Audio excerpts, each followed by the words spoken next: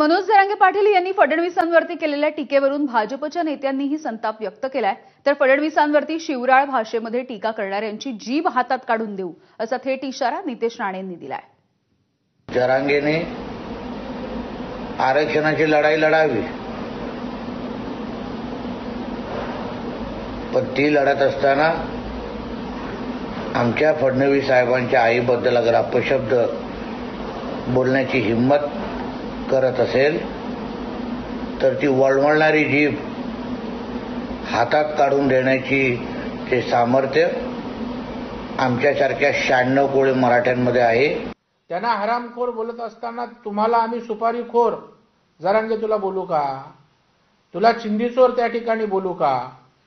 आणि त्याच्यामुळे मला वाटतं की आपल्या अवकातीतनं आपण बोललं पाहिजे। एवढीच जर तुम्हाला खाज आहे तर ज्या शरद पवारांनी तुम्हाला एवढे वर्ष आरक्षण दिलं नाही त्या शरद पवारांचं नाव का घेत नाही? आणि तुम्हाला निवडणुका आल्या की राजकीय भांडवल फुटतं आणि आरक्षणाचं तुमची नौटंकी सुरू होते। जर तुम्ही याच्या पुढे देवेंद्रजी आणि त्यांच्या आईबद्दल एक अपशब्द जरी बोललात तर तुम्हाला तुमच्या भाषेत उत्तर द्यायला आम्ही कमी करणार नाही।